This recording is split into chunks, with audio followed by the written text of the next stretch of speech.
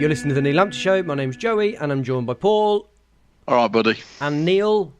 Hello. And Laurie this week to take on 2 full actual real-life football matches. Yeah, hello.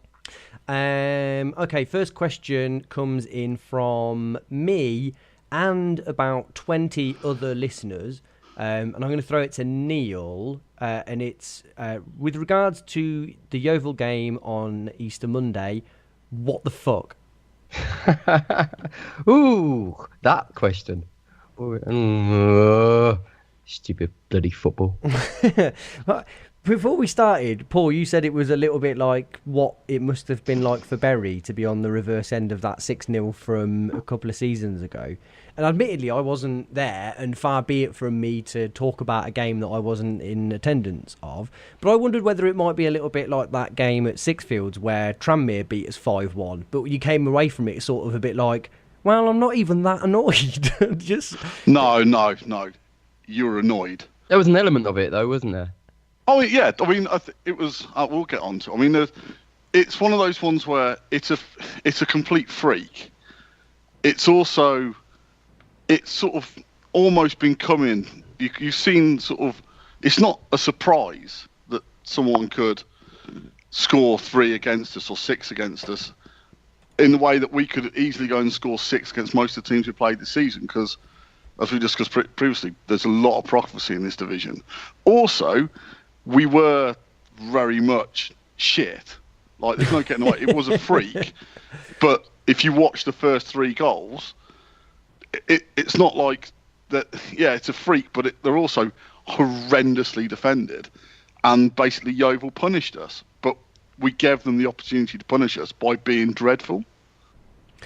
I feel like, weirdly, and again, this might have been from me not having fully witnessed it, I almost feel like I would have been more worried had we have lost 2-0 and it would have been a kind of, like a normal game. I can, for some reason, write this off as being an anomalous freak that has less bearing on the rest of the season than if it would have been a normal game. Does that make any sense, or is that, is that insane?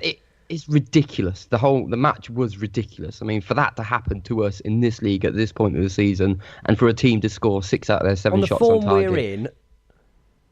Yeah, exactly. The whole thing makes no sense at all, and yet it happened to us, and we sat there and we watched it.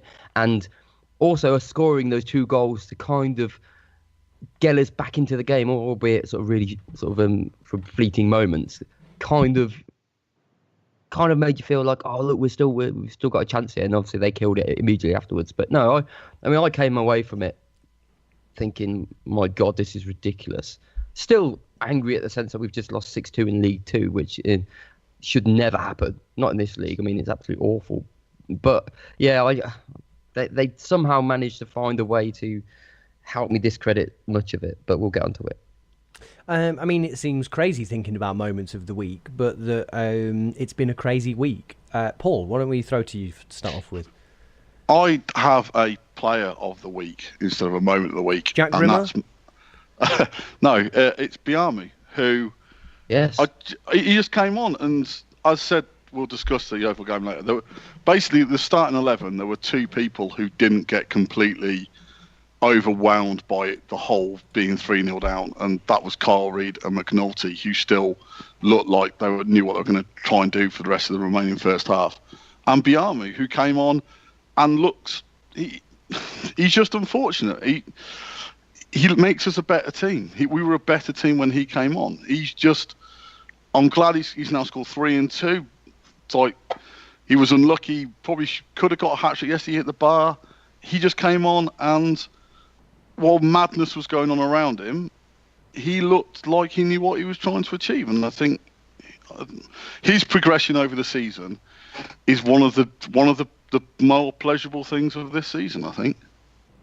Yeah, not only just in, like, his performances have been phenomenally better, but if you cast your mind back to the start of the season, the big criticism of him was like his attitude on the pitch. Like, he didn't seem...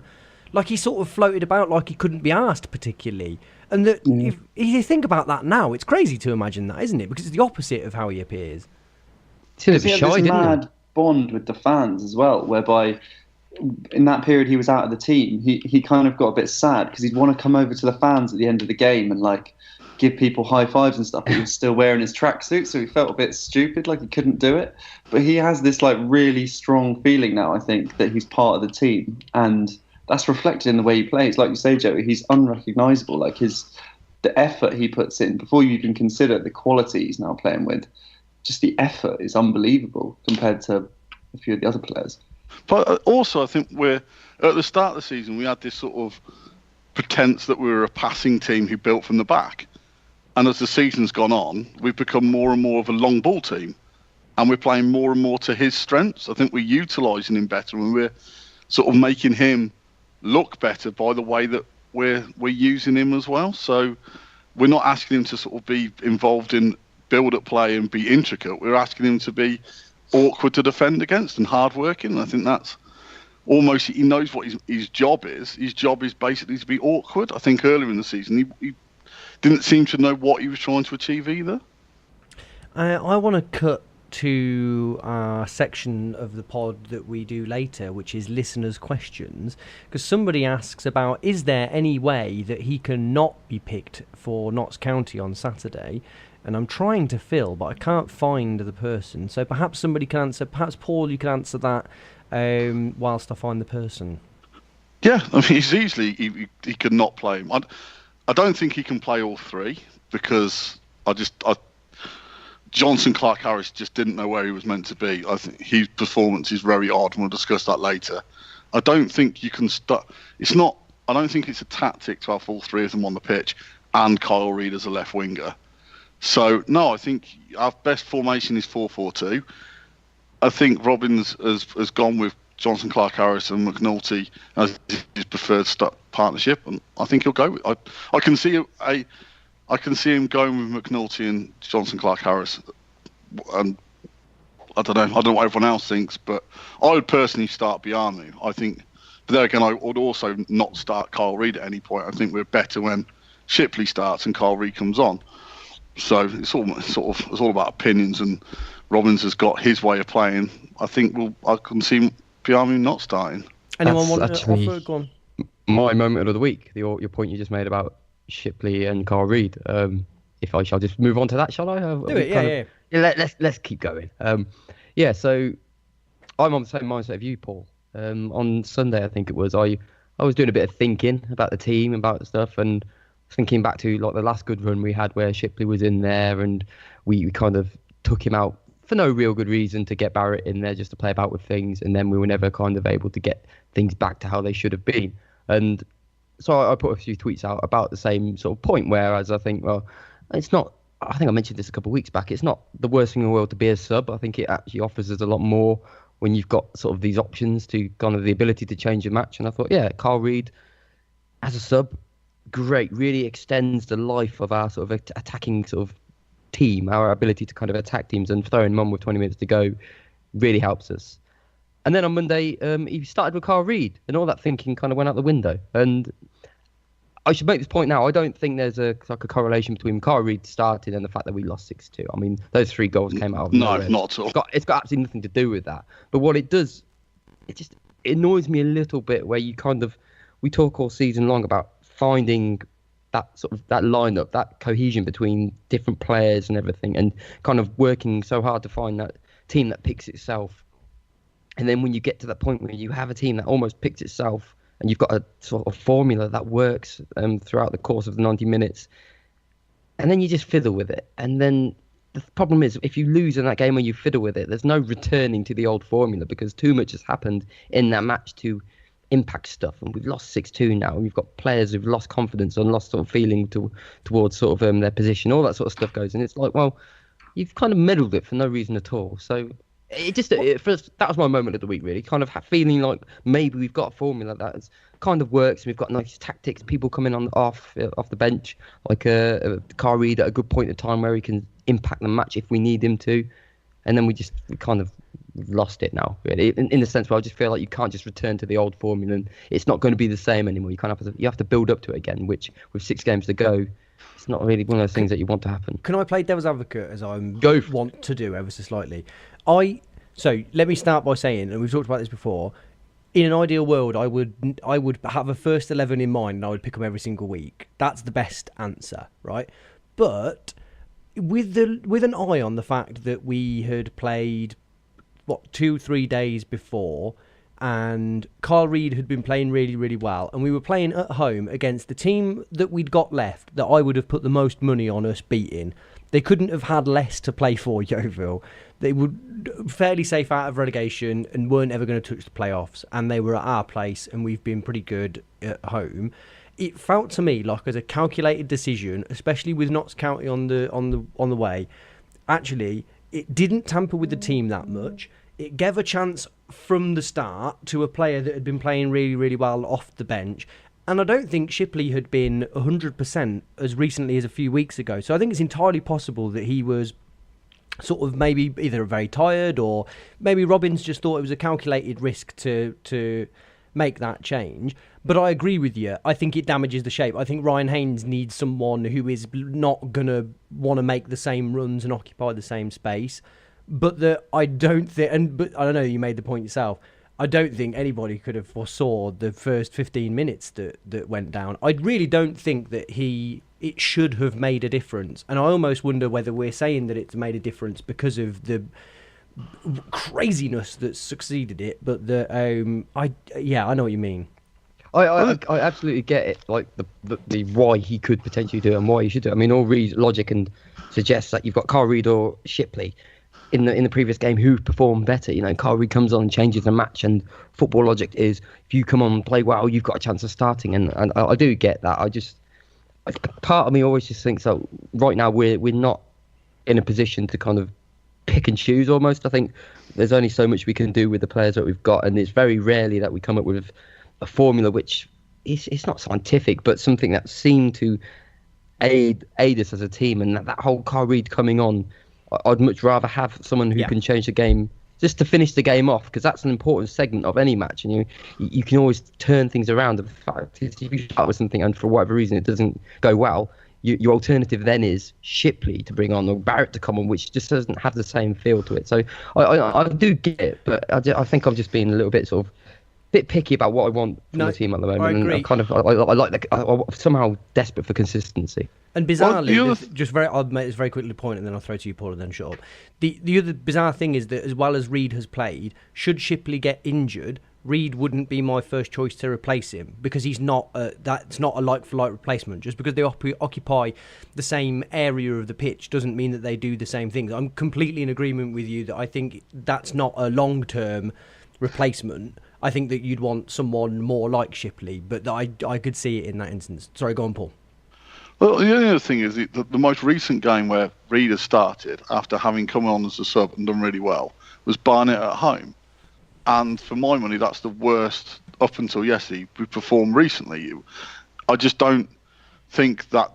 I think the dynamic on the left and the way the team works has been working really well. As you say, with Shipley and Vincenzi doing what they do. So you bring in Carl Reid. Carl Reid is a particular type of player, and he wants to do a particular role. And him and Haynes just don't work. It just, you can see that they get in each other's way, while Shipley aids Haynes in multiple ways. I think the other interesting thing was, as sort of Neil sort of alluded to, basically when Biamu came on after about 30 minutes or whatever it was against Yeovil, because Reid was already on the pitch, that was it. We'd gone full hot. We had nowhere else to go after that for the rest of the game. It was like basically what we had on the pitch then was there was no alternatives on the bench. I mean, he brought on like Chubby, who came on and sort of ran around a little bit, but I'm still waiting to. Barrett, I've seen a mirror. I mean, I wearing a Cov shirt don't look that sort of unfit, but it's also, I don't think it's unfair on him that he, without Reid come on, that's basically where you're turning to. It's like you go and win us, you go and change the game. It's like you've done nothing for us since you've been here, but you go and change the game. And then when Reid went to left back, that was a whole different level of insanity. But I don't know if maybe Shipley is, because I would have thought Shipley should have come on yesterday, because we miss his set pieces as well. Reid's a fine cross with the ball in open play, his set pieces are quite dreadful. And I think that dynamic works. That starting 11 works. And I know Reed comes on when opposing teams are tired, and it's a different type of game, I think. But yeah, as we've all said, I don't think it actually did make a blind bit of difference. And to be fair to Reed, as I said earlier, when we went 3-0 down, he was one of the players who didn't seem to sort of get caught up in the whole madness that was ensuing around him. Would anyone like me to repeat the same set of points about Reed again, or shall we move on to Laurie's moment of the week? Bearing in mind that was a dig at myself for having repeated them as well. But I feel like we could do another 5-10 minutes of Carl Reed chat, or should we move on? Laurie, what you got? I think Laurie, let's have it. Moment of the week. Is that what I'm required now, or my comment on Carl Reed? Either or. Yeah. For what it's worth, I agree with much of what was said. Carl Reed, strangely, was one of the best performers, but what it led to is Ryan Haynes having an absolute stinker. So, and when Ryan Haynes has a stinker, that's quite dangerous because what happened. But my moment of the week, I'm kind of. I have two. One moment is a very, very bad moment. And it doesn't really seem like the moment has to be coded as a positive thing. Or even a moment in previous times. It can be literally anything you've thought of, really. Yeah. So my moment from Yeovil was actually when Vincenti got taken off. Not because I enjoyed that as some kind of evil schadenfreude, but just because I've never been at a Cov game before where there's been such a complete obliteration of a person as there was when he got taken off. Like it was. You not? No, I don't. I've You've been very forgotten, but Yeah, it seems quite regular to me. it's so poisonous, and I think it's more because I view Vincenti as quite a fragile individual and someone who's like on the cusp of maybe some kind of semi-breakdown. And maybe I'm just being unfair. Maybe he's tougher than he looks, but he was so destroyed by that. And I really thought he wasn't. Everyone was playing badly. And you couldn't take off like a striker for Biamu because that kind of would have defeated the point of the substitution. And you couldn't have taken off Carl Reed because you couldn't take him off, as has been discussed. But to take him off at that point, I feel like Robbins, before he did it, must have thought like, this is going to really hurt him, but I'm going to do it anyway. And I've found it really uncomfortable to watch him retiring to the bench afterwards, and it was a very sad moment. It was rotten, wasn't it? I thought you could see that Robbins, he's like, yeah, I've got to do this for the good of the team, for the good of the country. I must take him off. But yeah, I can't stand it, and it does happen all the time, and it's just divorcing yourself from kind of the madness of the situation and the fact that we're cheering and jeering, all really frustrated. And when you look at it and just sort of think, oh, there's a bloke there walking off and he's got like 10,000 people treating him like absolute shit, and it's just like, ugh. Can't we have both? Can't we kind of show our disgust to the team and like make noises and kind of whip ourselves up into the weirdness of the situation, and not be horrible to individuals, which is going to cause them sort of mental hurt? I mean, because the thing is, who else has he got to kind of support him? He's got like his players around him. There's a few people. I mean, we're supposed to be there to try and make him play better. I mean, surely that's ultimately what we want. We want him to be a good footballer, and whether he's not playing well, and he didn't play well, and nor did a lot of other people. But I just think that reaction is just absolutely ridiculous. Ultimately, that means he's now going to be, unless he's got some sort of warrior mind, he's going to be pretty much sort of fragile for the rest of the season. I don't know what we're going to get from him, or how is he going to come back from that sort of reaction? How is he going to want to play for the crowd? He's just going to be sort of hidden, isn't he, really? But you can't play him in a home game after that. Surely this whole place is poisoned for him after that. I think he perfectly fits the system of what that's what's so disappointing about it, is I don't know who we'd bring in instead. Like we were talking about with, if you remember the Carl Reed chat that we had at the start of the podcast, is in a similar way. I don't know who we would bring in to replace him, because he is perfectly suited to that role. And actually, since we've been playing the way that we have since sort of Luton, he's played really well, and he's doing all right, isn't he? Yeah, he's popped up with 2 goals, and you think, can't agree with that. I just can't agree with that, Joey. He's not perfectly suited to that position. The only reason he's in that team is because there is nobody else to play there. But it's been Try and Like I argue said, with perfect that. Who could play there? suited. That's a reasonable argument. But the thing is, we've got 6 games to go, and yeah, we don't have a natural replacement for him. So if he plays on Saturday, what sort of mental state's he going to be in? You're saying he can't play any more home games. We've got 3 more home games. We've got no one else to play there. Oh, recently, I don't think he's been brilliant for us recently. I think he does a job, and that job's fine. He works within a team that wins, or he had been doing recently. He's not been setting the world on fire, but he has been okay, and that's fine. I think on on Monday, when we took him off, it was sort of, we had to sacrifice someone. Unfortunately, the other person we sort of sacrificed during that substitution was Johnson Clark-Harris. You could have taken him off for the impact he had on the rest of the game. And we completely gave up any hope of having any sort of structure for the rest of the game. But when Vincenti went off, I think the problem with Vincenti is, because of the way he looks and the way he plays, is he was an easy target for the fans to sort of throw their frustration at. I don't personally, for the time he was on the pitch, he wasn't one of the worst players. There were 4 or 5 who were far worse than he was, and I'm pretty much certain if we'd have taken off Doyle, which we could have done because he was dreadful for the first 20 minutes, he wouldn't have got that response when he went off. And he would have got man of the match. He was still up for the man of the match in the sort of fan zone. He was in the top 4. You're like, really? I mean, if Hyam had gone off, he wouldn't have got that abuse. But Vincenti's always going to be one of those players. Like, the amount of vitriol thrown Burge's way since, he dropped the ball. It happens. Goalkeepers make mistakes. Not defending him, it was a dreadful mistake to make. But that was after, 5 minutes? We had 85 minutes to come back. Teams do that. Like, Grimsby were 1-0 up over Wickham. Wickham came back. Mansfield were 1-0 up on Luton. Luton came back. We were playing Yeovil. Like, there was no... But the next time the ball came into the box and Burge caught it, everyone cheered. The next time Grimmer headed the ball, I didn't hear anyone cheer when he didn't head it 4 yards short. It's just, we've got certain players who will never be able... Burge will never be a success at his football club. Even though he's League 2 Goalkeeper of the Year, there are a lot of fans who will never give him credit. The amazing save he made against Newport doesn't matter. Doesn't matter because he dropped the ball against Yeovil. And then, what I said, we had 85 minutes to come back. Yeah, Burge made a massive clanger, but that didn't mean we had to then implode the way we did. Goalkeepers make mistakes. But Burge is one of the people who's been purely singled out, and it will all go back to that one kick against Worcester all those years ago. People will never forgive him for that. Yeah, that's right. And it's like Vincenti. Vincenti is just one of those players that people have decided they don't like.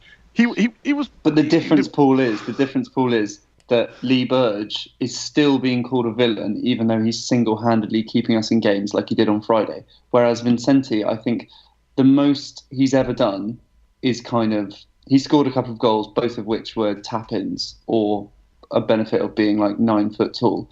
He's never going to win a game for us. He's never going to do anything better than those tap-ins. Whereas Burge, it's completely undeserved. He's a brilliant goalkeeper at this level. He makes mistakes, just like all the other goalkeepers at this level. But Vincenti, I don't think it's fair to put them in the same bracket because they're doing very different things for the team. And Burge is a very good player. And I'll defend him to the end, but I can't defend Vincenti to the end. I know he gets too much abuse, but he's not Burge. He's also not Vincentini. Yeah. But on Monday, when he just went off, it was just like, he to some extent, I can understand why Robbins took him off. I personally would have probably taken off Johnson Clark-Harris just because that just didn't work for me. Johnson Clark-Harris didn't know where to stand. He just didn't look like we knew what our tactics were when we went 3 up front. And I've read your blog. I don't think you didn't see what we were trying to achieve after that point. I think it was almost... we need to get on to the Yeovil game later on after we've done the Newport. But I think it was literally just a case of shit, we're 3-0 down, shit. And it wasn't like, we're 3-0 down, it's a bit of a freak, but I thought we were going to beat Yeovil 4-0 anyway. Let's carry on as we are. Let's give ourselves 20 minutes, get to half time, and see where we are. It was just a sort of crap situation. But yeah, Vincenzi, I think I can see him starting. I mean, as I said, whether or not Biamu starts, Vincenzi, as you say, we have no real other option. People are still waiting for Carl Baker to return.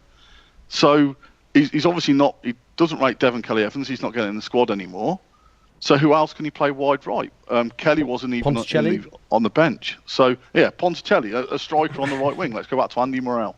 What Maycock? Where's he gone? Sorry, say again? He's centre, isn't he? He is, but is Vincenti a right winger? Does anyone even know what Vincenti's real position is? He's a long. Yeah. Let me just very quickly round up moments of the week. I'm going to sort of tie in two different bits of what we've just talked about there. One was a text that I got from Laurie on Monday that was talking about Vincenti's abuse and he said he's literally sat on the bench crying now. And then I got a text about 30 seconds later that said, not literally, obviously, but it does look a little bit like he might be upset. Because I said by literally, I mean in my head. Yeah, there we go. More tears than an Australian cricket team. Yeah, quite. God, that was quite. I'm not a cricket man at all, but I did hear him on the news. That was quite upsetting, wasn't it? Listening to him cry and talking about letting his dad down. Still, he's a little prick. Do the crime. The second one is just the League Two Team of the Year announcement that you mentioned before, and the inclusion of Lee Burge, who at times feels like our most maligned player. Seems so unpopular and so unfairly unpopular that if I could have picked anyone from our squad, it would have been him that I would have liked to have seen take that honour. And then Jordan Willis, which I thought was quite an interesting inclusion. I didn't know if anybody had got any observations on his. When was this announced? Today? Yeah, this is today. Yeah. We missed Jordan Willis. In it? No, because other players have scored more goals. Yeah. What did you say? McNulty? Yeah, apparently he's not in it. Yeah, he was. I think even after the Grimsby game, I think he's still only about fifth. Before the Grimsby game, he was the 8th top scorer in League One. But yeah, Jordan Willis. Paul, you said that we've missed him. Not only because his pace. We really missed his pace. Dominic Hyam and me in a running race is going to be close. If everyone's seen the fifth goal, fourth goal, it's painful. It's just, it's, oh God, it's. The guy's painful. Not even sprinting. Yeah, I mean the whole positioning of the starting run, it's like Hyam let himself down pretty badly there. I mean, as someone who wasn't particularly quick myself, you just don't run for. It sounds odd. You don't run for the ball. You run to the direct line. You sort of make. You're not going to win the ball, so your next option is get to the goal. But if they've got to get to the ball, you've got an extra couple of Anyway, but we miss Willis. Willis's pace in this division has been absolutely critical at times, and it would have shone through how slow we were without him on Monday. I mean, I'm really pleased for him. I'm surprised it's not Ronald McDonald, who I feel has probably played more and has stood out more often for me. But there are 2 academy products in there and 2 Cov lads, I think. I'm delighted for both of them. Glad that we've been recognised. Anyone that you could have expected might have been unlucky to have not crept in there? I think Jones would have been in there if he not got injured. I think carried on his performances. He's because he was flying. He was the best player in the league for the first half of the season. So shame for him, but I'm sure he'll be happy with League One Team of the Year next year. Who's he going to be playing for, of course, is the question that we'll all be asking. Okay, right. We have talked an awful lot about Yeovil. The question is, do we go off piste and finish off the Yeovil chat, or do we move on to Newport and come back to it? Does anybody have any preferences? It feels like we should get Newport out of the way because it almost seems like an irrelevant fixture now. It's holding us back, isn't it? Just get it done. Yeah, and it was it was 3 years ago. Fixture. Sorry, it was what? It wasn't an irrelevant fixture. On Friday night, at sort of whenever the game finished, when we scored, when it was a 1-1 draw, it seemed like a good. I might just be on my own on this one. It was like, well, we've come from behind. we've ticked that box off. We've come from behind. We've got a draw. Newport's, you look at the other top 7 teams. None of them have won at Newport. A 1-1 draw isn't a bad result because we've got Yeovil on Monday. Yeah, that's what Doyle said.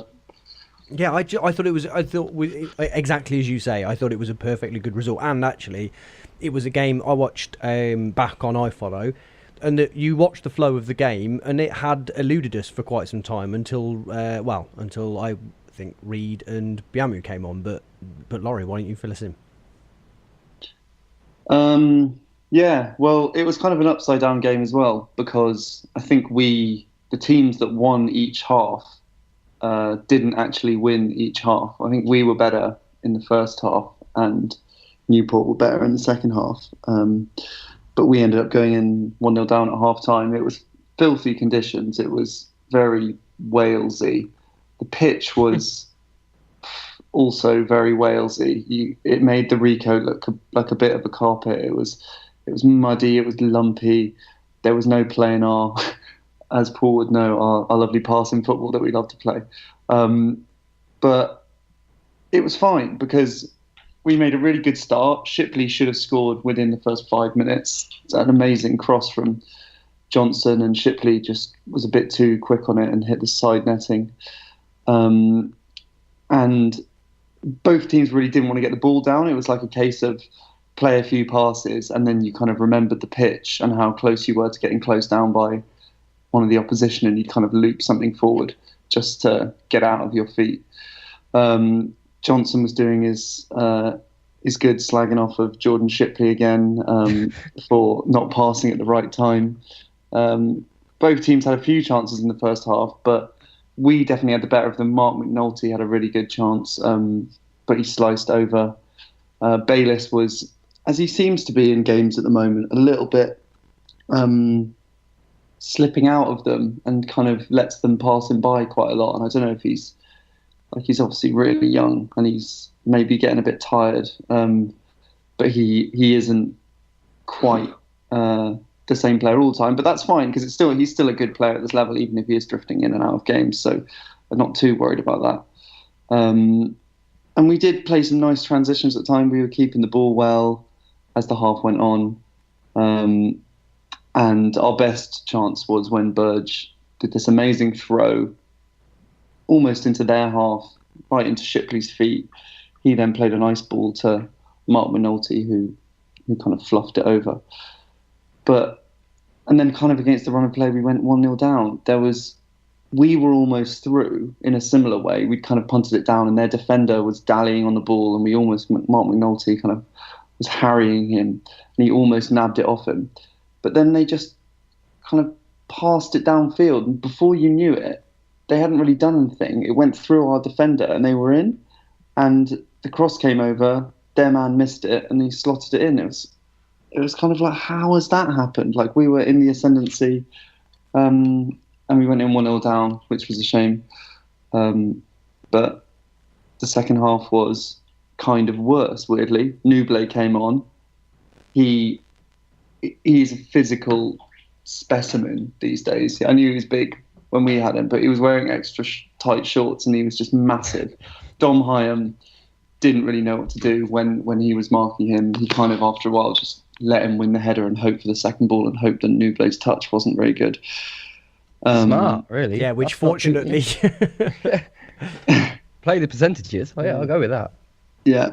And to be honest, the second half was a case of us hanging on to it. They almost scored to go 2-0 up really early on. It went just wide. And then we almost benefited from a really fortuitous own goal whereby Bayliss had slipped in Johnson and crossed it. And can I just say, I love how you call him Johnson. All I think is Peep Show. Like, this is bollocks, Mark. That sort of fantastic. Yeah. I also shout it really loud in the game, and no one else seems to shout Johnson home, but I just think it's a great name, isn't it? Driving his bullshit. But their defender took the weirdest decision. Johnson hammered in this low cross, and when you're facing your own goal on Newport's pitch, I think bottom of your list of things to do should be I know what I'll do. Swing as hard as I can at it and hope it goes in the right direction. It didn't go in the right direction. He wanged it straight into the bottom corner, but luckily the keeper was standing there, so he just caught it. So that was very close. And then came the defining moment. A little guy called Lee Burge. They crossed. Was it from a free kick? Yeah, it was from a free kick. And their guy, we weren't holding a very high line. Bad idea. And their guy flicked it on from pretty much on the 6-yard line. And Burge just unbelievably throws his hand up and tips it onto the bar. And it's just an unbelievable save. Like, he doesn't have to move very far, but the distance the speed it's travelling at and the distance between him and the striker is so small. It was just, they were celebrating. It was a definite goal. And I spoke to some people who were behind the goal in the soggy stand, and they said it just looks even better from behind there. It was just like one of those ones where you're like, that's in. The thing with that save is on the stream is it's difficult to, and on the highlights, it's difficult to really see it. But what you can see is the entire team comes to congratulate him, and it's one of them things where you kind of you learn more about the reactions of the players who just were like, wow, and you think, wow, I didn't even need to see that save to realise how good it was. Then okay, yeah. Have you seen people sort of discredit? Sort of, I keep seeing this. Oh, he pulls off the odd wonder save, but his kicking's not very good. Well, I'll have the wonder saves, please. Kick the ball out of play once a game, fine. If you can pull off saves like that every other game, then bloody hell, we'll have you. I mean, that was just stunning. It's become massively underrated as a goalkeeping skill, being able to save shots, hasn't it, recently? Yeah. I think there is that thing about keepers, though, whereby, and I don't subscribe to that, but where everyone does expect keepers to be able to make good saves, because that's what keepers do, and that's the kind of like sexy bit of being a keeper. And I'm not denying Burge is like better than most at the sexy bit. Like, he makes stunning saves. But I think what people's point is that the boring parts, the claiming stuff, the kind of marshalling your defence, that's the bit where no one's going to be like, lose it because you've just caught a corner. They're not going to be like applauding you and like going mad. Burge is having an amazing game. But that's the bit where it really, like, your defenders love you for that. Like, they love it when you're coming to claim things. And am I wrong? He's pretty good at that, isn't he? Yeah, he is. But I think he's much better at the saves bit. I don't think he is. I think the other thing that we've praised him on the pod for in the last season or so is I think he's remarkably quick off his line to scout for danger. So I don't think he plays like that sweeper keeper role. But I think that he is really alert to clearing things like where they could become a problem. And I think he generally does. I think he does pretty much everything well. I think somebody accused us of being the only people who perpetuated the myth that he couldn't kick. That we kept saying, people talk about his kicking when in fact it was only us talking about his kicking. But I think people do. I don't think it's a massive problem of his. I just think he's as borne out by the fact that he's been voted the best keeper in the league. I just think he's probably at this level is a very, very good keeper. I don't see where the issue. It's bollocks. You do see where the issue is because he's probably caused 4 goals this season. But then he's undoubtedly, sort of atoned for it and given us many more back, like many, many more. Yeah. I wasn't saying I don't like Burge. I was just saying that's what they're probably saying. It goes to that argument yesterday. McNulty headed the ball basically from under the bar, over the bar. And it was like, that was as bad a miss as virtually you're going to see all season. Other than me just mentioning it now, I don't think I've seen anyone complain about the fact that McNulty didn't score, because McNulty scored more than his fair share of goals this season. And I think it's just the same with, like, Burge just dropped it. Like, the thing is, people just don't want to see that, and they don't want to know about Newport. And there's also an argument that all mistakes are almost created equal, where at that sort of fundamental core, you're not concentrating or you're doing something. It's really the consequence of that mistake, which is what people are more concerned about. So you could do, like, say, McNulty, didn't score a goal, but it didn't cost us as a team in the sense where we didn't lose a goal from it. So it won't.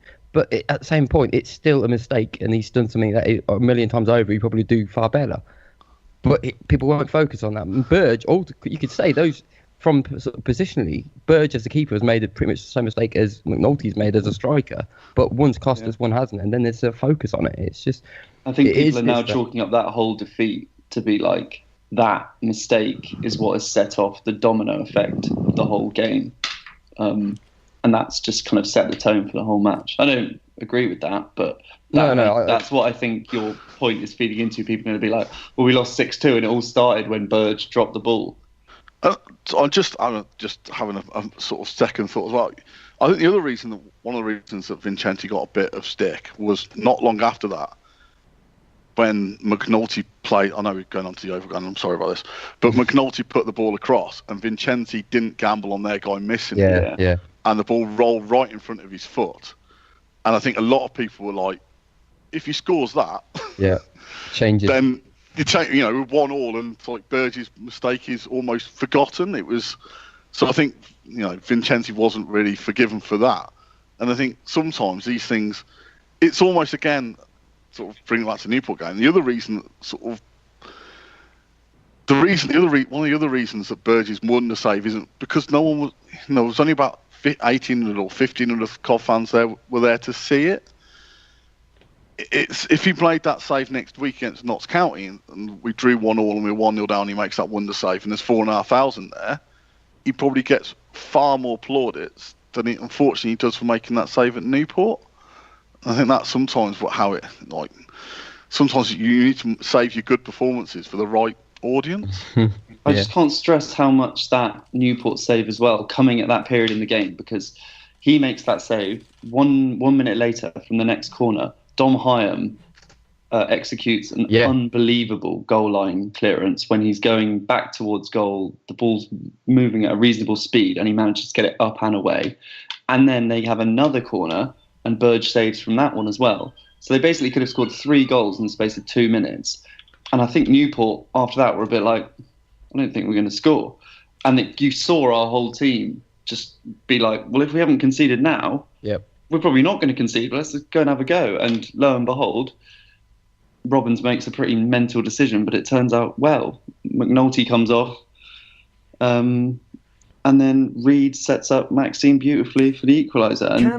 Can we just very, very quickly backtrack for Neil just to share a little bit more love for that Dom Hyam clearance? Because we talked about that Burge save as being fantastic, but I thought Hyam's clearance was equally fabulous. Oh, it's mega, isn't it? I mean, like you said, and it was all to do with sort of the portion of the game. So it's got he was there, and also, I mean, the amount of times when you're doing that, you're stretching backwards, and you just basically help it into the net. So for him to actually get to the ball and then keep it out, and I think it pretty much cleared the danger as well. I mean, you can't stress just how big it was, and for that to come off the back of Burgess' save, and then like we say, just the following save afterwards, that portion of the game where it was like, hang on, we're really going for it here. We're really putting everything on the line. We're doing all these things which are going to sort of hinder the opposition and make their fans think, oh, are we ever going to score another goal? And all these things came together. It was a great sort of fighting 5-10 minutes, and it really just sort of set us up for that final push where we then started to think, let's see what we can get out of it, and we managed it. The whole period was just such a good moment as a fan, watching your team and seeing that everyone really cared. It was like bodies on the line. After Hyam cleared it, Burge was just in his face, giving him a kiss, like, you absolute legend. And everyone was you just felt so with the team, and it was like, this is a horrible bastard of a game away at Newport. Everyone's soaking wet, but we're still in it. And we just could have been 2 or 3 goals down. It'd be very Cov to lose a nasty game like that by a lot of goals. And it did just feel strange when that game followed it. Maybe we were tired, but I also wanted a little bit of love for the Maxime goal, because I was standing next to 2 people who I know semi well, but they're slightly more moderate in their celebrations than me. I went absolutely mad for that goal, because even though we'd saved all these potential second goals from Newport, it really didn't look like we were going to score at all. And then Reed just hung that ball up. How many assists must he have now? He must have a good few for someone who's only played half the season. But it was perfect. And Maxime just is never going to miss it these days. He's sensational. He's a different player. What a sweet celebration as well. He just on that. It was like, yay, punching his two fists in the air. Yeah, like, he was delighted, wasn't he? It was just like, it was sort of somewhat restrained, but at the same time, just like stood still, but the arms fisting in the air. It was something really quite endearing about that. It was the look of a man who was realising that he was good again. He was like, this is the real me, after all. I know I'm biased, and this point might not stand up, but I'm going to make it anyway. I thought there had been at least 2 from McNulty and 1 from Johnson Clark-Harris, where I would imagine that the pitch has played some part in uncharacteristic ballooning of the ball with their shots. So there was a few shots that just were like, to use your word, Laurie, wanged way high, like really badly shanked. And it was clear from the video footage that the pitch was just an absolute bog. It was like a sob. And I just thought that Biamu's finish on that's a nightmare to try and put away. That on that half volley low down, like straight as soon as it's bounced, to get that so sweetly on that pitch, I just thought his technique is really good, isn't it? And it's just odd that he hasn't scored more. Like he's earlier in the season, even when he's playing better, he just looked like a player who's never going to score. And now you sort of put that up against the 4 goals that he scored. Well, the Milton Keynes one, I guess, is one thing, but 2 massive wild volleys from a million yards out. That one really sweet like half volley, really high pressure. Crazy goals to have scored, yeah. I remember saying about that first one, it's not a real goal. A centre-back could have scored that. He's just hit it as hard as he can, but I take that egg on your now. face. Yeah, that's 50% of his goals are like that. Yeah. That's how he scores goals. Yeah. Biamu's at his best, 35 yards out on the It's half like the volley. anti-Van Nistelrooy. Paul, do you remember that conversation that me and you have had about Moussa Dembele, about the way that he played football growing up was that they hadn't got a goal. They took a ball to a line, and that's why he sort of carries the ball so well, but he doesn't shoot all that much. Do you reckon there's an equivalent way of growing up in France where all you do is just hit the ball from really far distances? Goal is over a river. There's no passing or anything else. You just have to kick it really hard. But I go back to his other 2 goals. I mean, you wonder how many more goals he would have had if he'd have had decent service all season and decent crosses in, because Carl Reed's cross is an absolute delight, and the goal he scores yesterday, Monday, the pullback from McNulty is probably, I think we only put in 1 or 2 really good crosses against Yeovil, but the intelligence of McNulty to actually just roll the ball into his path instead of what everyone else was doing, which was just lashing it wildly, made his job a lot easier. I think we've got to be fair, he did have a lot of chances early in the season. I mean, they were dropping to him quite a few. I mean, much of it was confidence, but I do remember a lot of chances just kind of dropping to him. They weren't tap-ins, but sort of 10 yards out, and a more confident striker would have probably put them away. And Maxime Biamu nowadays probably would have put them away as well. I mean, the interesting thing is sort of, if we move on to the Yeovil game, because I'm conscious that we all want to finish this pod before our next birthdays. The most interesting thing is the fact that obviously the difference in mentality against Newport compared to Yeovil, where Newport we went 1-0 behind and we sort of did everything to keep it 1-0, so kept us in the game. The difference between that and Monday, where for like 15 minutes we just imploded and just didn't seem to value the fact that we were 1-0 down. We didn't seem to, it didn't change the way that we were approaching the game or the way that Yeovil had come at us, and then compounding with Grimmer's back header. At that point, you're 2-0 down. Yeah. The ball's chest height. Smack that anywhere in the ground. Just don't do that. You know what? I've had another look at that, Paul, and I don't think it's fair to say it's chest height. The ball's bouncing. It's going to come down to chest. He didn't have to take it at that moment. The guy's behind him. He could have waited for the ball to drop another inch to head it, to volley it clear.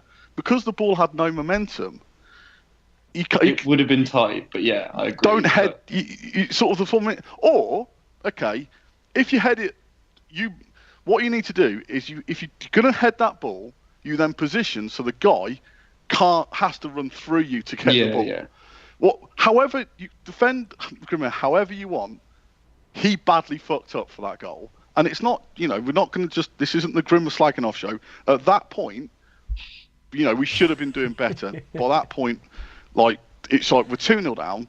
Let's take a breath. Oh shit, we're 3-0 down. But Doyle for the second one, just like what the hell's going on there? Rob McDonald. Why is no one for the giving second him a one? shout there? Surely someone's got to tell him there's someone coming. You've played 500 games, and the way that Yeovil had started that game, where they hit us hard, high energy, high press, especially on that right-hand side. Grimmer got the ball, Hyam got the ball, Vincenzi got the ball.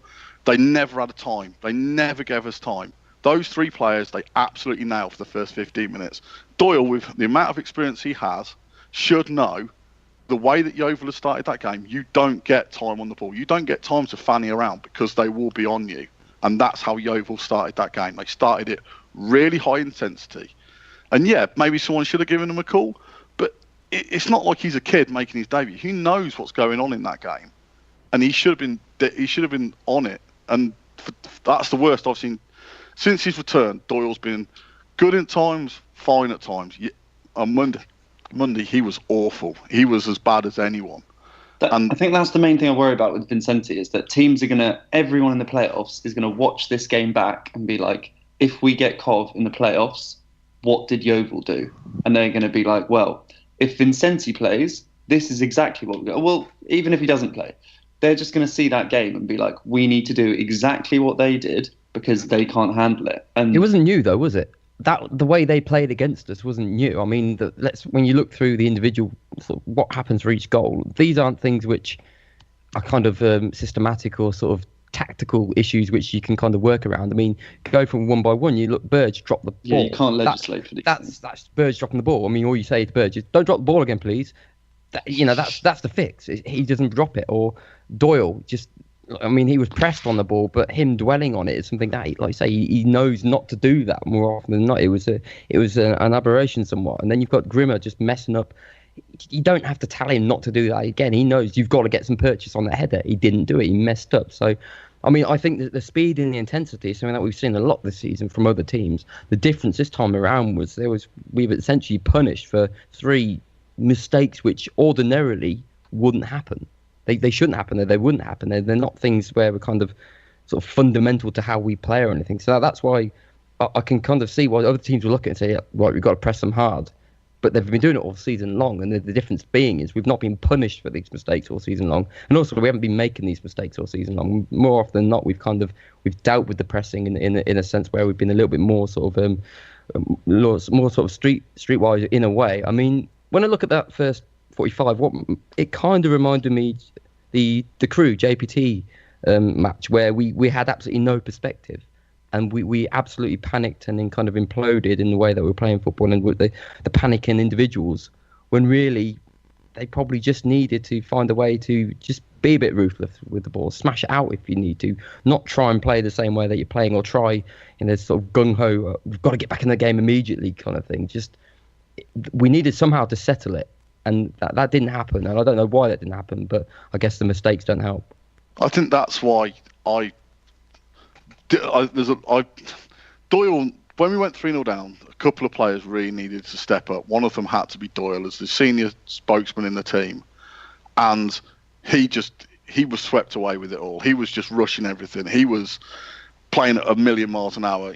We've got, we're 3-0 down. We've still got 75 minutes to go. Just, take a minute, just reset, look at the situation and say, yeah, okay, we're not in the position we want to be, but there's, the other week we scored 3 goals, and when we scored 4, the second goal came in the 55th minute or whatever it was.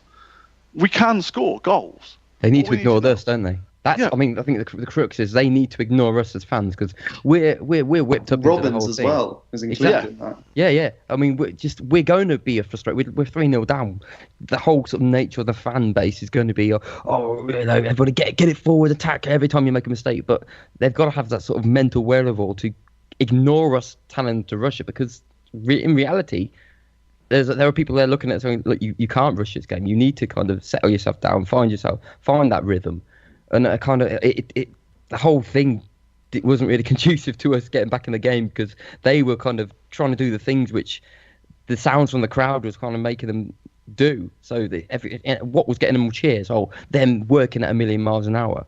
And actually, that wasn't playing to our strengths. What we needed to do was try and nullify the game for a little bit. But instead, we were almost enhancing it by engaging them in that sort of the thing that was causing us all the issues. The fact that we were kind of too rushed in all our decisions. We were messing about with the ball, and we really did need to settle things, and we didn't do the things that we needed to do that. I said that's a really weird sentence, isn't it? But it was also, I think I was frustrated with Johnson Clark-Harris because I felt he needed to be involved, and he just disappeared.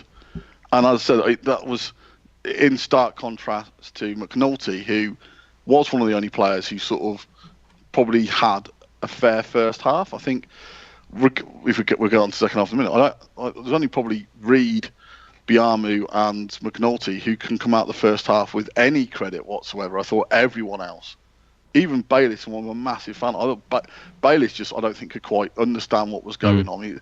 Obviously, it's the first time in his career. One of the interesting stats is up until the game against the Yeovil, we hadn't conceded 3 all season, and we conceded 3 in both halves. And you go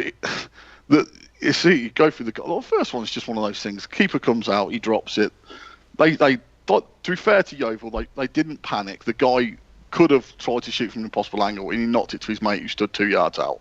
The second one is sort of you look and you're just like, Doyle's behind both fullbacks, so if he does get robbed, it's just 2-on-2. We were sort of just very exposed early on, and then Rob McDonald, whether or not he didn't trust Hyam, who didn't seem to, but don't leave your man, make it.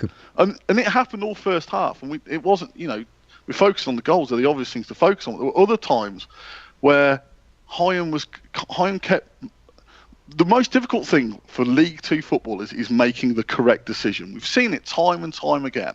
And if we go back to the last home game, when the guy for Grimsby had the ball, carried it forward, and no one sort of closed him down, but no one sort of threatened him, and he kept, you could make that pass, and he didn't make it. And by the time he sort of made his decision, we'd robbed him. What we did really badly against Yeovil was we kept making their decisions for them. We kept sort of trying to challenge for balls we couldn't get to. So it's like, I'm going to spin you now because you've sort of, instead of you being stood directly behind me, making my job difficult, you've tried to nick the ball off me so I can just spin that ball into the corner. And you were just sort of, someone needed to go round and say, look, just hold the line, let's just defend sensibly. Let's just do the basics well for the next 10, 15 minutes. But there was no communication, and that's the worry going into the playoffs is if this does happen again, we just couldn't cope. We just couldn't cope with the situation. It was just beyond us to actually sort of get our heads clear, and that was just the whole team. He's like, oh, and then I said Biamu came on and Vincenti went off, and we still had chances. McNulty's header, Vincenti's shot, Biamu had a chance, but you got to half time and you were like, I'm not angry. It's just I'm a bit sort of bemused by it all. But at least you can come out in the second half and you can, we got back within 2 minutes we'd scored.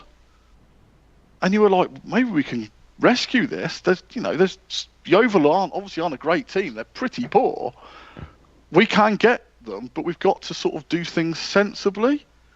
And the fourth goal, you're like, that's just basic defensive errors. Again, we've let ourselves down by not doing the simple things right. By just.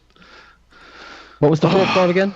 The fourth one. The fourth one. Sprinting past Hyam. But if you actually bring it back, like 2 moves behind that, Rob McDonald's brought the ball out of defence, and he's tried his like Franz Beckenbauer 40-yard raking pass, and you're like, Rod, I like you as a defender, but I want you to keep that in your locker. I don't want to see that 40-yard raking pass because it doesn't work.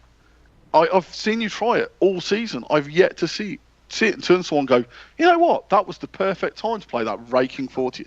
It's funny you say that, Paul. It's funny you say that. Around me, I had people who the only thing they wanted that game, because we were 3-0 down at that point, was get it long. even if you're facing the other way, it was get it long. They were just shouting constantly, just relentlessly. And I think at that point they were quite happy. Oh yes, he's getting it forward, and it's funny that there was that mindset in the stadium where actually the only thing we should be doing was kind of getting it long. I don't agree with it completely. I think you play to your team's strengths and you play football, for crying out loud. But no, there were people who actually thought that was a good idea. They're just idiots. I mean, good answer. The thing I don't mind if you're going to punt it long, punt it into the middle of the box. Don't try and pick out someone on the edge of the area when it's got to be an inch perfect ball. I mean, the only person who managed to pull it off in the end was Doyle, who played that ball through to Barrett when Barrett came on. But other than, and then it's like they just broke, and Hyam just looked like. I mean, I feel sorry for Hyam in terms of he just got badly exposed. He got the one guy just won everything in the air against him, and the other guy just outpaced him. And it was just like, it must be horrible to be in that situation where you're like, I can't win either of my battles today. And he couldn't foul him because he's off. It was in that situation where, once the guy was past him, that was it. You don't pull him down because you're getting sent off when we've got 6 seconds to go. You don't really need that. You don't want that. So, I mean, it was just, you can't make him faster. What can you do? I mean, positionally, I guess the only thing you can try and do is prevent him even getting an opportunity to run at you. Beyond that, the moment he had that one-on-one, it was like, what would you do? The guy's quicker than me. Again, it's a damn good finish and goal for League Two, though, isn't it? Because not everyone in League Two can run at full pelt, slow down, and then finish. It was such a bonus, inside, wasn't it? They were treating every goal as a bonus. Yeah, it's like the freedom to play that way.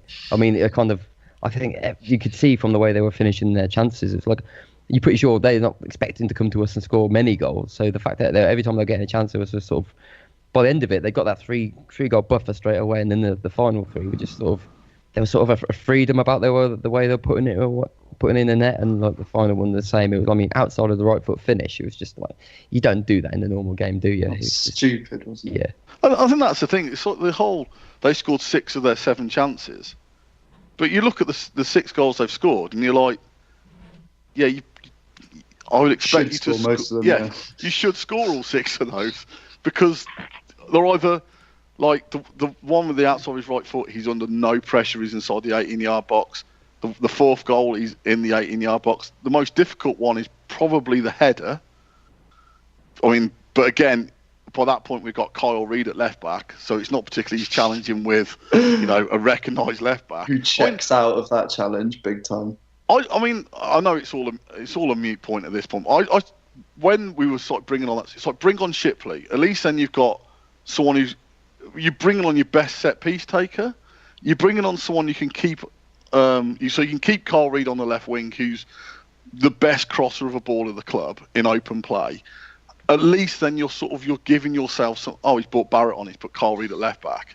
It's like, I understand you're going gun ho, but Carl Reid after that point, I don't think put in another cross, because he was conscious of the fact that the Yeovil winger was so quick. If he did go out of position, they were going to catch us on the counter. It was almost counterintuitive. It harmed Carl Reid more than leaving him on the left wing. And then obviously Biami scored his screamer, and he was unlucky at the bar, and there was a goalmouth scramble, and we had other chances, crosses in, and but I don't think Yeovil probably could have scored 8 in the last 10 minutes. We just sort of dropped our heads, didn't we, after the 5th went in, and they contrived to miss at least 2 really good opportunities. The one where the goalkeeper, he put O'Brien on his arse and then ran to the corner flag, was one of the strangest things I've ever seen. Shall we look to draw this to a close? Are there any final observations, thoughts that are crucial to extol before we move on? Just about Johnson Clark-Harris. I think he is in a little bit of a rut at the moment, because I saw him do it a lot. He had a couple of good moments at Newport, and not many at all against Yeovil. He does this thing where he puts all his effort into like barging the defender so hard that he's in control of the ball.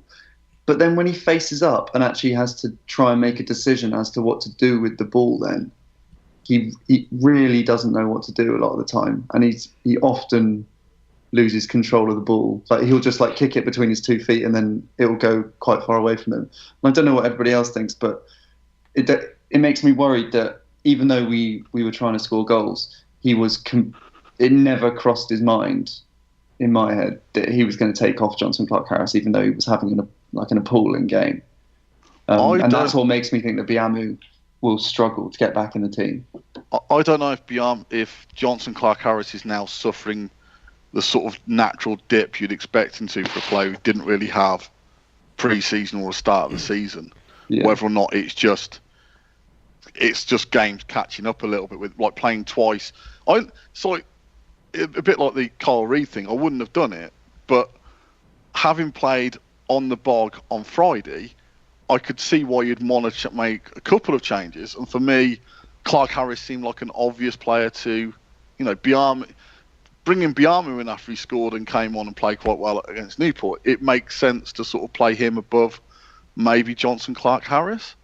But I think the preferred option is Jonson Clarke-Harris. I was bewildered by how little I saw of him in the second half against Yeovil, how just little he seemed to be involved in, even just sort of, he didn't seem to be moaning at anyone. He just didn't seem, the game just seemed to be passing him by, and it was just quite strange to see that. I've liked him since he's been here, but even as an advocate of his, he has drifted out of games quite a bit, hasn't he? And like you say, I think you're probably right. I think he might be tired. I think that we can talk till we're blue in the face about the reasons for it, but he has, even in the short spell that he's been here, gone missing at certain points, hasn't he? I think he's just that type of player. Yeah, I think that's possible. Yeah. Okay, good point about Jonson Clarke-Harris. Anything else? I mean, it's an odd game, isn't it? One that we could probably talk about for the next year or so and still not be done with all of the different sort of chaotic talking points, but probably one that we'll draw a line under there. What I want to do is I want to bring the Dominic's preview in, and then I think we'll just talk for a second about the impending game or upcoming game, should I say, against Notts County before we bring things to a full close. Everyone good with that? Sweet.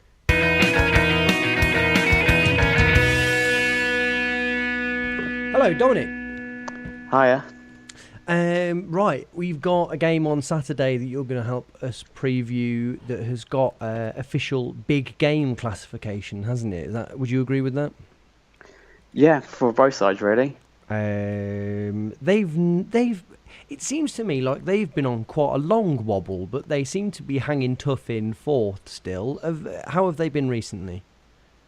So they've won one of their past 6, and out of their past 14, which is sort of just after the start of January, they've won just 4 out of 14.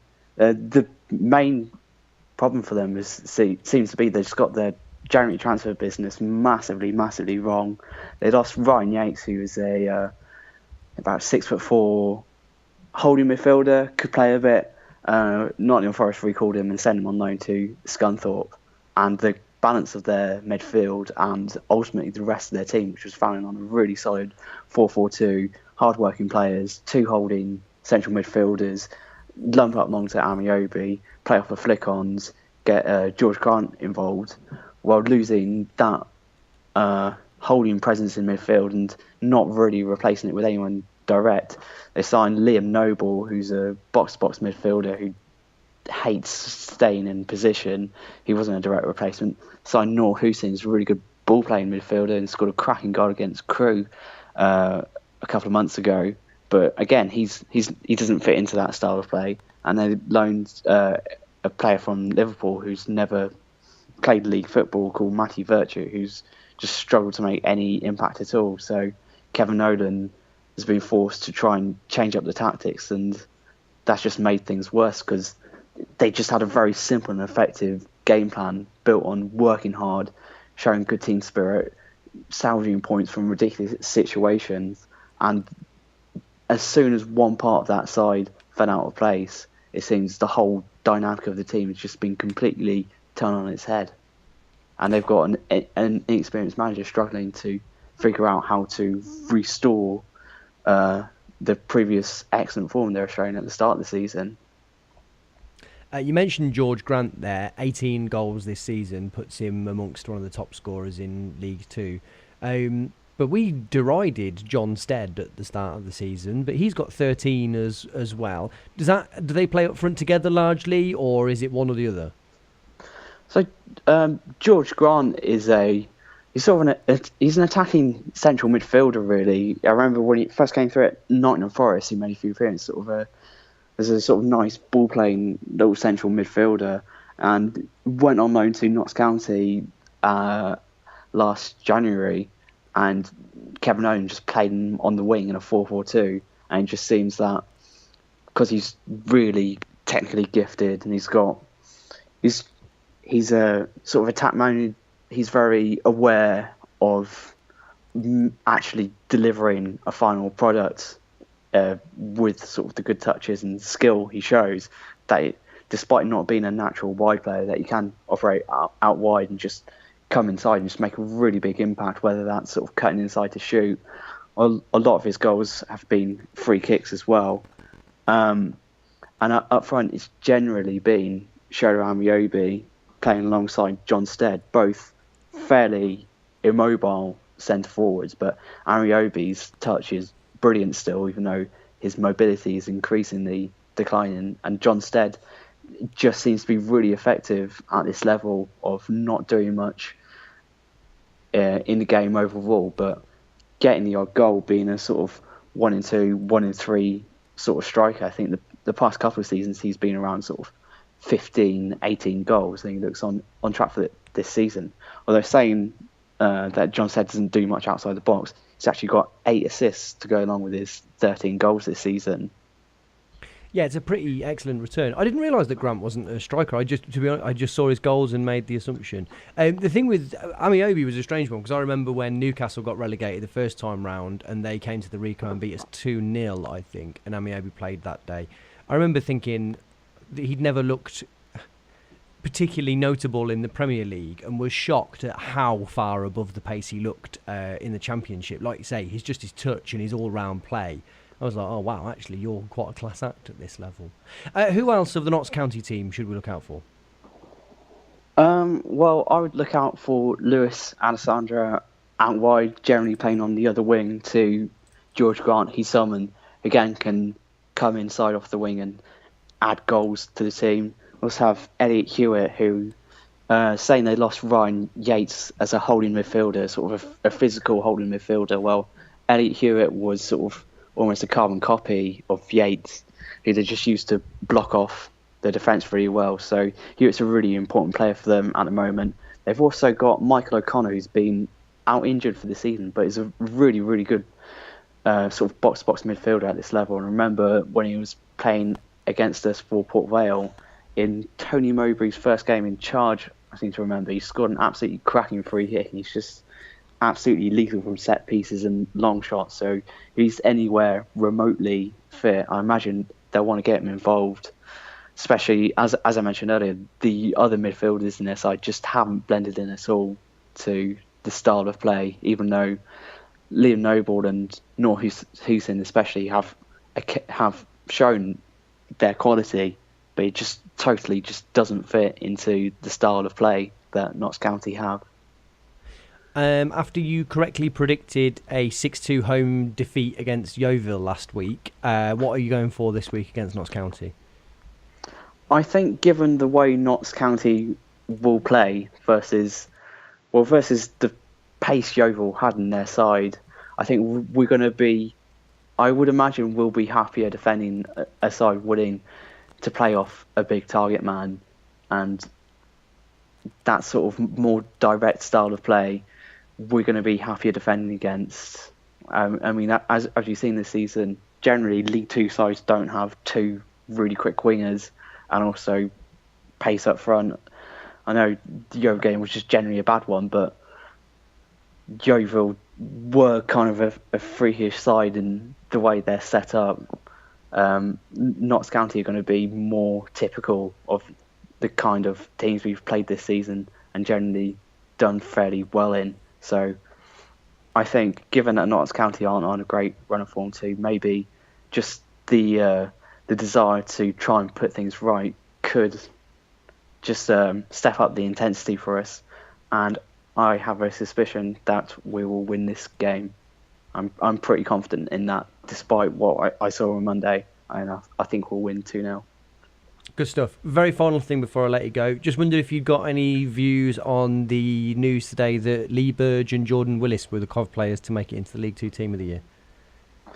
Yeah, I think it's an interesting one with Burge, because when we see him week in, week out, we know he's generally a good goalkeeper, but he still hasn't shaken off just those occasional moments where it just seems that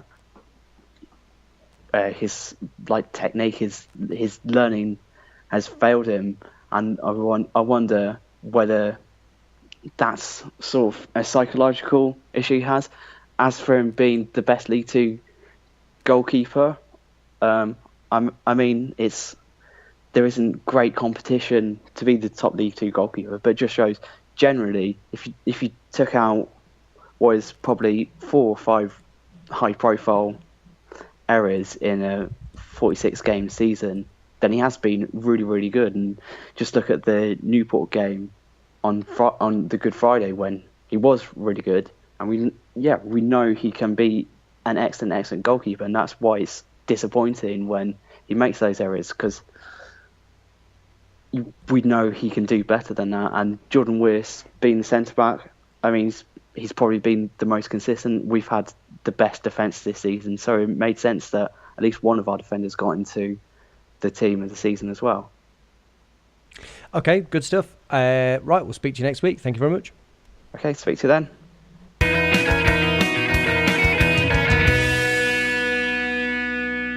Okay, thanks, Dominic. Right then, Notts County on Saturday. Don't want to talk for a million years about this. I just want to talk about what we're expecting the result to be, given the performance on yesterday. When was it? Was it yesterday? It was yesterday. As we record. Time is moving very strangely just recently. Neil, we talked very briefly at the start of the podcast about actually it was almost better this way than for it to be a 1-0 win. What do you expect it to do to the performance on Saturday? I mean, you'd like to think there's a bit more sense about the performance. I think it's hard to say what it will do to confidence. That's just sort of inexplicable. There's no way we can kind of predict that one. We just kind of have to wait and see. I think what you do hope, though, is I think at this point in the season, what I also hope is that we don't go crazy with the changes. I don't think we're in a position where we should be doing guesswork or anything like that. I mean, if you need to make some changes to kind of freshen things up or based on a week's worth of training, I guess we're going to have to. But I said after the match yesterday, I kind of tweeted out that this is my nightmare. And what I mean by that is the last thing I wanted at this point in the season was to kind of have to redo all the work that we've done over the last couple of months again, just to start trying to guess about what's good and what's not good. I mean, we had something that was working. I kind of want to put a trust in that a little bit. So as far as this weekend goes, I'm happy to put down Monday as a ludicrous result. You're not helped by a really strange sequence of events.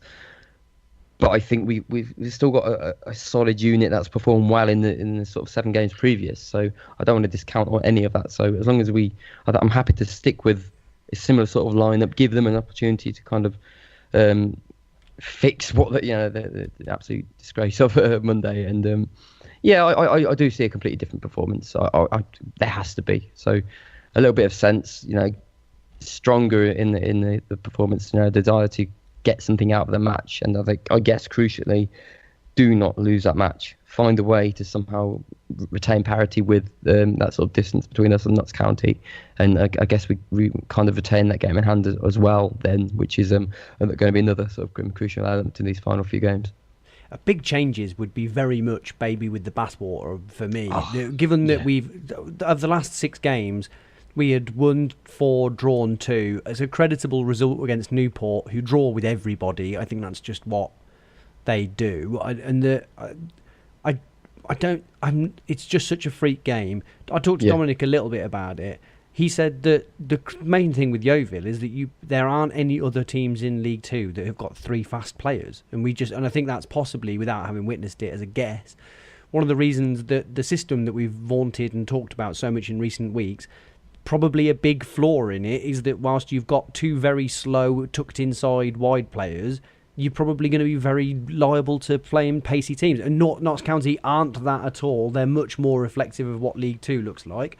I almost think that you don't change the starting 11, bar bringing Shipley back in, assuming that Burge is fit, because if in the same way as Robin's saying, I don't want it to have a knock-on effect of confidence, I almost think that if he makes tremendous sweeping changes, it suggests that there is something more at play with it. You almost want him to restore some normality and just go, no, you carry on doing what you were doing beforehand. Get on with it. Yeah, we don't need the craziness of it. But also, the point on Yeovil was a good one, because I remember watching earlier in the season when they beat us 2-0 at their place, and I was impressed by kind of the athleticism of their attack back then as well. I mean, they were ones. I think sometimes there's this sort of man-to-man effect where you can be a good team, but there are just certain players that maybe have your number. And that Zoko, for instance, was good down there, and he did it again. And he obviously just felt good against our sort of fullbacks or the players in like Rod McDonald, and he went up against Grimmer a few times as well. So it can be a freak, but like you say, I mean, they had attributes which weren't compatible or kind of really showcase how slow we were in positions. But that's not to say Notts County are going to have the same thing on Saturday. So we can stick with something that's worked for us quite well over the last sort of 6 weeks. Paul, let's get your quick thoughts on Notts County, and then Laurie, on yours, and then we'll wrap up finally. Oh yeah, I mean, basically, I think it's sort of mostly been said. I mean, you do have to put down the Yeovil game to being a bit of a freak. I think you also have to accept it could. It's almost been coming as well that some team was going to sort of not pass up the chances we give them. So, and we've got to be thankful we've got it out of our system against Notts County. I mean, we got it out of our system against Yeovil before we play Notts County. Notts County aren't in the best of form either. I think they'd be happy with the draw because it keeps us beneath them. I mean, it'd be interesting. I'd bring Shipley back in. I just think you almost, if you're going to keep reading, you might as well take Haynes out, because that just dynamic doesn't work.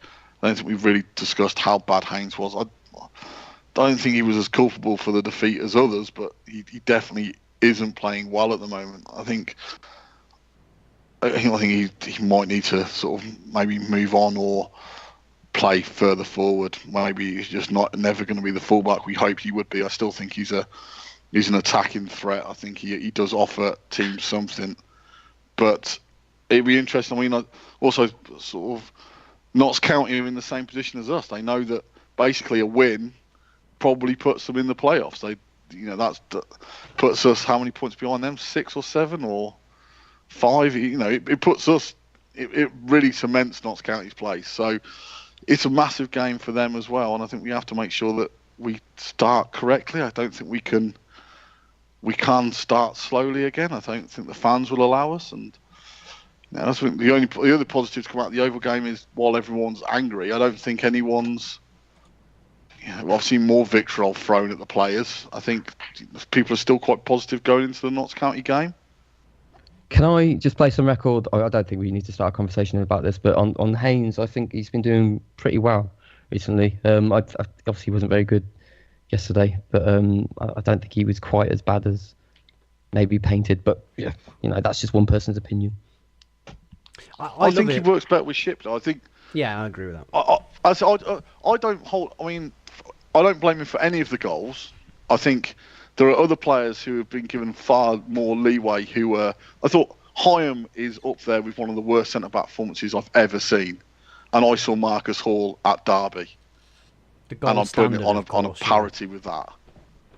It was just quite odd to watch how out of place he looked. I thought Grimmer was defensively poor again, and Rod McDonald, as we discussed, what happened for him for the second goal is God only knows. I don't think defensively he was as culpable as those, but I also don't think he could be screened from the fact. I thought Yeovil looked like they could get at him as well. I thought the whole defence played badly. He just wasn't in the forefront of being one of the reasons we conceded the goals we conceded. Laurie, Notts County thoughts? Yeah, I just hope that Mark Robins, especially to the young players, just says, you're not bad players all of a sudden. Like Bayliss, I suppose Haynes still counts as a young player. Hyam if he plays, and Shipley comes back in, but he didn't even play. Just like this, we can't afford to let this like ruin our season because it's not representative of what we are as a team. Like that must be combined the amount of goals we've conceded in like the last like 8 games put together or something ridiculous. Like I think it's 20% of the overall goals that we've conceded this season, is it? Well, I think Yeovil have scored 25% of the goals against us this season because they scored 2 before, didn't they? So yeah, I think it has the potential to become a disaster.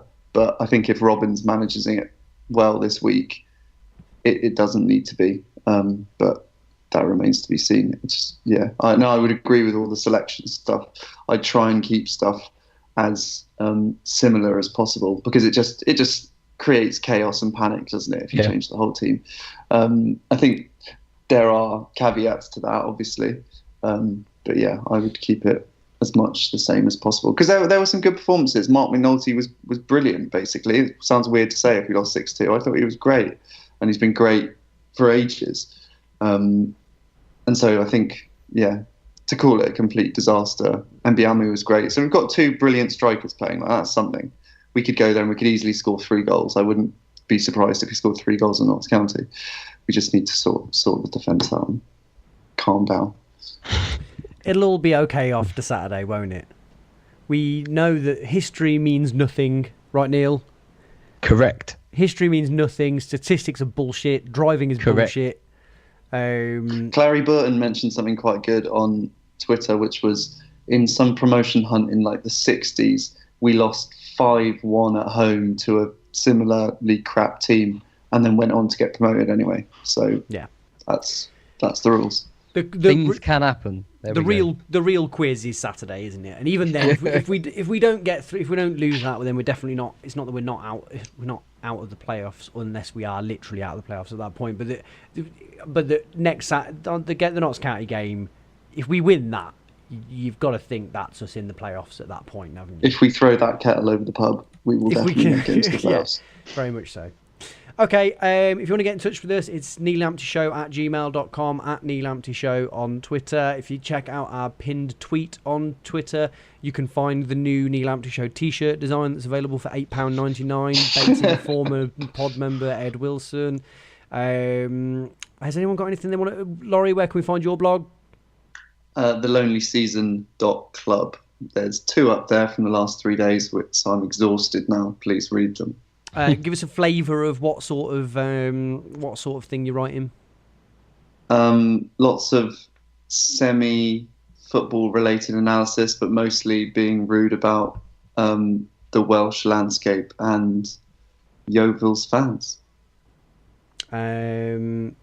What is it? Is it Ponzi? Is that the thing that you've been accused of? That you sort of... Yeah, he's a Ponce. So if you want Ponzi football analysis, Laurie's your man. Anyone else got anything to plug? Nah. Good stuff. Right, okay. Well, we will speak to you all after we have trounced Notts County on Saturday. Thank you very much, Paul. Cheers, buddy. Thank you very much, Neil. Thank you. Thank you very much, Laurie. Thanks, Jay. And thank you for listening. Bye.